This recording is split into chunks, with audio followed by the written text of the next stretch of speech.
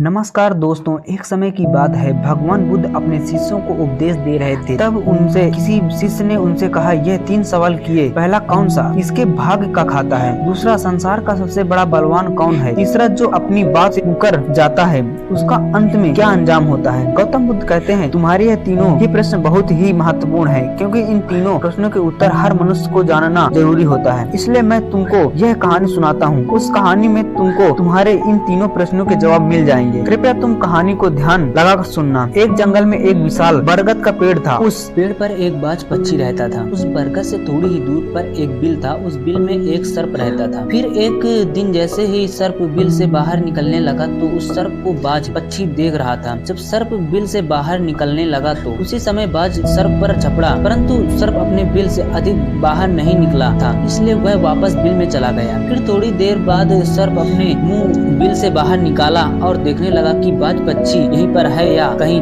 पर चला गया। फिर वह बाज पक्षी दोबारा उस सर्प पर झपटा, परंतु वह फिर से वापस अपने बिल के अंदर छुप गया। जैसे ही सर्प अपने बिल से बाहर निकलने का प्रयास करता तो बाज उस पर हमला करता और उसे उठाकर ले जाने की कोशिश करता। बाज मन में सोच रहा था कि जब भी तू बाहर निकलेगा तो मैं तुझे अपना भोजन बना लूंगा, और सर्प उस बाज के डर से बिल में छुपा रहता। जब सर्प इस बिल में रहते हुए काफी समय हो गया तो सर्प अपने मन में विचार करने लगता है, यदि राजा विक्रम कहीं से आ जाए तो वह दूसरों की कष्टों का हरण करते हैं, और राजा विक्रम ही ऐसा है जो मुझे इस बाज से बचा सकते हैं। तो राजा विक्रम को याद करता हुआ सर्प उस बिल में छुपा रहता, और जो भी उस मार्ग से निकल कर जाता तो उस सर्प कहता कि भाई कोई मेरी बात राजा विक्रम तक पहुंचा दो, या मुझे राजा विक्रमा से मिला दो, तो मैं उसका जीवन भर एहसानमंद रहूं। एक दिन राजा विक्रम, जो दूसरों के दुखों को दूर करते थे, वह जंगल में जा रहे थे और उसी मार्ग से निकल कर जा रहे थे। तभी सर्प को पता चला कि रास्ते में कोई जा रहा है, तो वह सर्प बिल के अंदर से ही कहने लगा, भाई कोई मुझे राजा विक्रम से मिला दे तो मैं उसका जीवन भर एहसानमंद रहूंगा। यह बात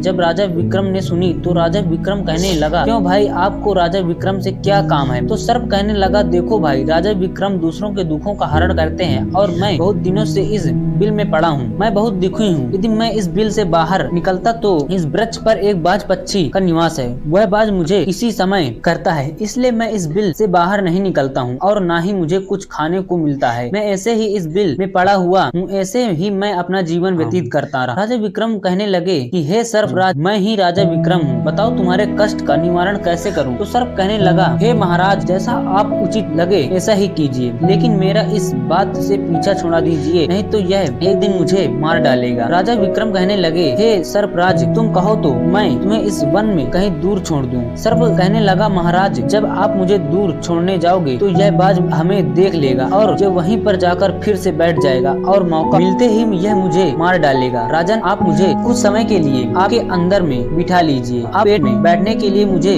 स्थान दीजिए। जब इस बाज को पता नहीं चलेगा कि सर्प कहाँ गया, और मैं तुम्हारे साथ ही इस वन से बहुत दूर चला जाऊंगा और आगे जाने के बाद मैं तुम्हारे पेट से बाहर आ जाऊंगा। राजा विक्रम कहने लगे, ठीक है सर्पराज, आज आप मेरे पेट में प्रवेश कर जाइए। राजा विक्रम अपना मुंह खोले देते हैं और वह सर्प राजा विक्रम के पेट में प्रवेश कर जाता है और राजा विक्रम के पेट में जाकर के बैठ जाता है। जब राजा विक्रम वन में आगे गए और आगे काफी दूर पहुंचने के बाद उस सर्प से कहने लगे कि नागराज, अब आप मेरे पेट से बाहर आ जाइए, अब सुनसान वन है, इसमें कोई बाज आपको परेशान नहीं करेगा। यह बात सुनकर नागराज कहने लगा कि नहीं महाराज, अब मैं आपके पेट से बाहर निकलने वाला नहीं हूँ। राजा विक्रम ने कहा, क्यों भाई, आपने तो मुझसे यह वादा किया था कि आप मुझे आगे नुकसान वन में छोड़ देना, मैं आपके पेट से बाहर निकल जाऊंगा। अब क्या हुआ? सुनसान वन आ गया, अब आप बाहर निकलिए। सांप ने कहने लगा कि देखो महाराज, जैसा रहने का आनंद आपके पेट में है वैसा उस बिल में नहीं मिलता। अब मैं तुम्हारे पेट से कभी बाहर नहीं निकलूंगा। राजा विक्रम मन में सोचने लगे कि यह तो बड़ा ही दुष्ट सर्प है, अब मैं क्या करूं? और उसके जहर के प्रभाव से महाराज विक्रम का पूरे शरीर के टूटने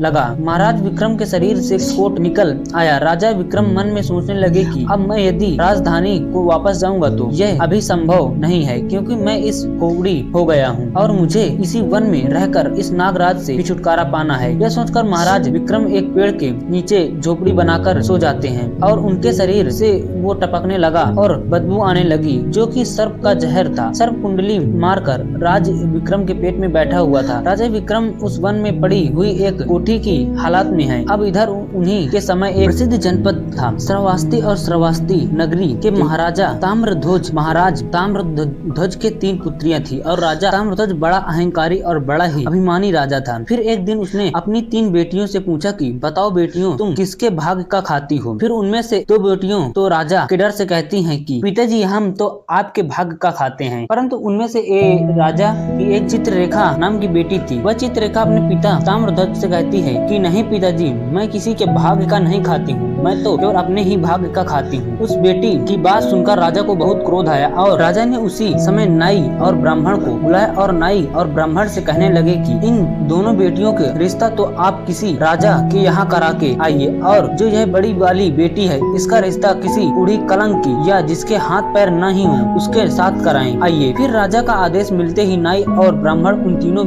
बहनों का रिश्ता कराने के लिए चल देते हैं। उन्होंने राजा की दोनों बेटियों का रिश्ता तो राजवंशों में करा दिया, परंतु तीसरी बेटी के लिए वर ढूंढते ढूंढते हुए उसी निकल कर जा रहे थे जिस वन में राजा विक्रम अपनी झोपड़ी में कोढ़ी के रूप में पड़े हुए थे। उनके शरीर के कोढ़ बह रहा था। तो राजा विक्रम को देखकर नाई और ब्राह्मण आपस में कहने लगे कि इससे अच्छा तो कोई व्यक्ति हमें नहीं मिलेगा, इसलिए इसके साथ ही राजा की लड़की का संबंध करा के चलते हैं। फिर राजा विक्रम के साथ नाई और ब्राह्मण ने राजा ताम्रध्वज की लड़की चित्ररेखा का विवाह तय कर दिया और राजा ने भी बहुत जल्दी ही चित्ररेखा को उस वन में ले जाकर के वहीं उस खड़ी राजा विक्रम के साथ उसका विवाह संपन्न करा दिया। राजा विक्रम जैसे महान पराक्रमी राजा समय की चपेट में आ गए और एक बूढ़ी का जीवन गुजार कर रहे थे। वह लड़की बड़ी ही पतिव्रता थी। वह अपने पति राजा विक्रम की सेवा करती थी और वह दोनों छोटी बहन जो थी वह बड़े बड़े राजाओं के घर में गई तो वह तो आराम की जिंदगी जी रही थी, लेकिन चित्ररेखा राजा विक्रम के साथ दुखी जीवन काट रही थी। कहते हैं जो अपने नियम और सिद्धांतों पर रहता है और जो धर्म का पालन करता है, ईश्वर हमेशा उसे सुखी रखना ही पसंद करता है। भगवान उसे से हमेशा आनंद प्रदान करता है। इसलिए जब उस झोपड़ी में रहते रहते चित्ररेखा को राजा विक्रम के साथ बहुत दिन बीत चुका तो उस झोपड़ी के पास एक पीपल का वृक्ष था और उस वृक्ष के नीचे एक दूसरा सर्प का बिल था। तो एक दिन विक्रम सो रहे थे और रात्रि का समय था। चित्ररेखा महाराज विक्रम की सेवा कर रही थी। उसी समय उस बिल से एक सर्प बाहर निकलता है और बाहर निकलकर जो राजा विक्रम के पेट में सर्प था उस सर्प से कहने लगता है, अरे दुष्ट, अपने वचन से मुकर गया तूने तो महाराज विक्रम से कहा था कि मैं दूर वन में जाकर तुम्हारे पेट से बाहर निकल जाऊंगा, और तो ऐसे परोपकारी राजा के पीठ में जाकर करके बैठ गया। तुम्हारे जहर के कारण राजा के पूरे शरीर से कोढ़ निकल आया है। अरे तुम्हें शर्म नहीं आई कि तुमने कितना गलत काम किया है, क्योंकि इतने समय में राजा विक्रम न जाने कितने ही जीवों का दुख दूर करते। वह सिर्फ आगे कहता है, यदि कोई सुन रहा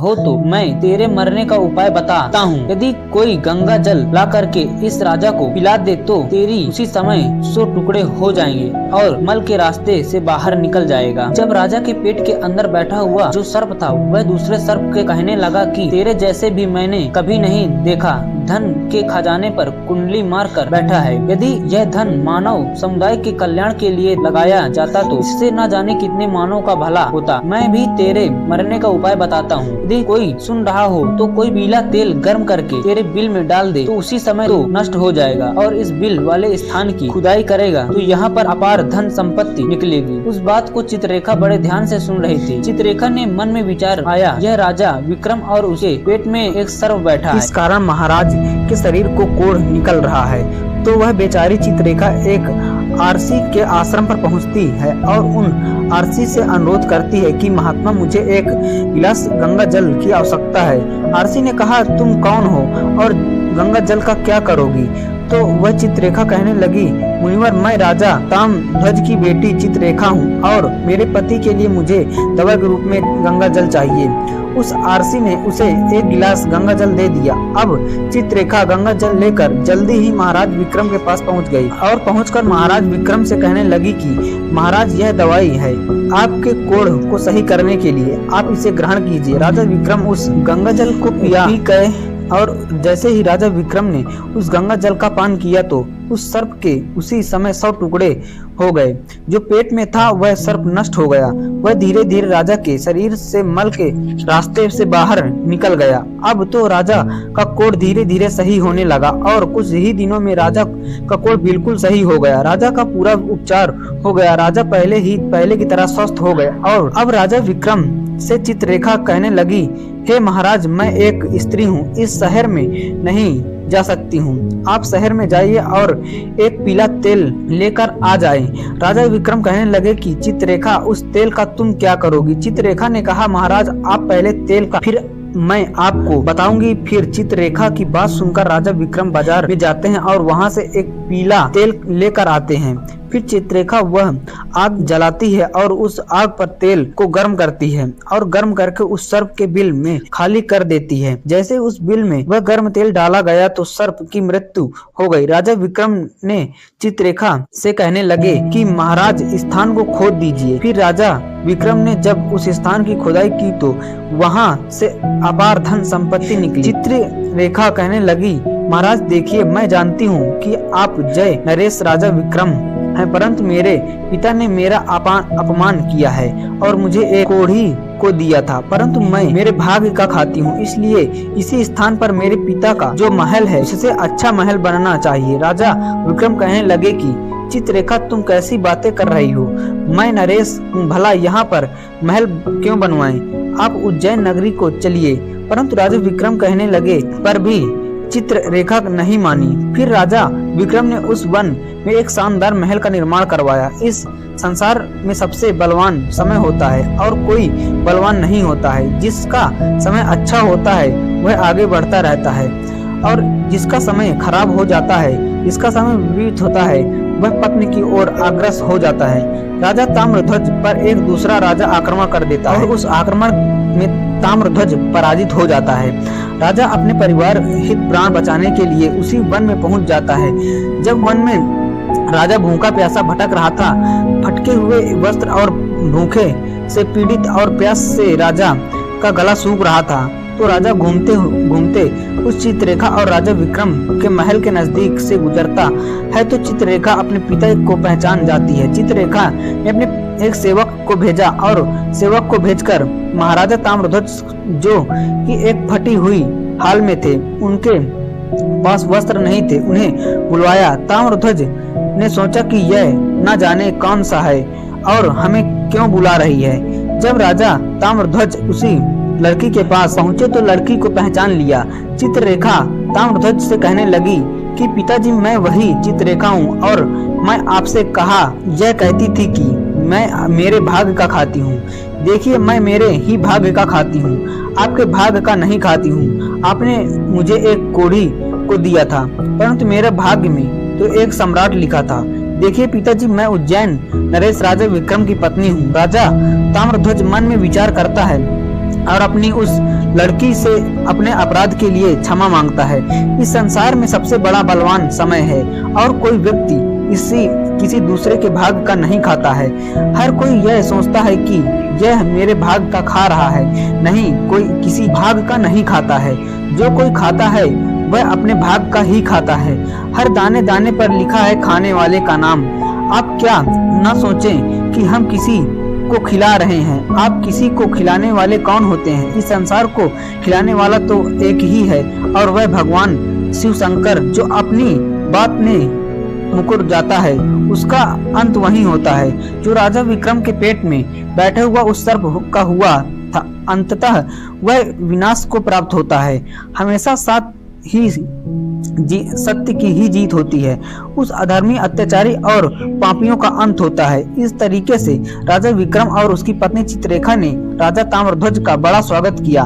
वह राजा विक्रम महाराज ताम्रध्वज से को अपना साथ ले गए और राजा विक्रम ने अपनी सेना राजा ताम्रध्वज के साथ भेजी और जिस राजा ने ताम्रध्वज को पराजित किया था उससे अपना राज्य वापस ले लिया। जिसकी किस्मत अच्छी होती है, जिसके कर्म अच्छे होते हैं, उसे ईश्वर कहीं न कहीं से देता है। और तुम तो अपने परिवार का पालन करने में भी हिचक जाते हैं, लेकिन इस संसार का पालन करने वाले को देखिए, वह पूरे संसार का हर जीव जंतुओं का ध्यान रखता है। वीडियो अगर पसंद आया हो तो वीडियो को लाइक करें और हमारे चैनल द दिलीप मोटिवेशन को सब्सक्राइब करें और अपने दोस्तों के साथ शेयर करें। धन्यवाद और कमेंट करके बताएं कि यह वीडियो कैसी लगी।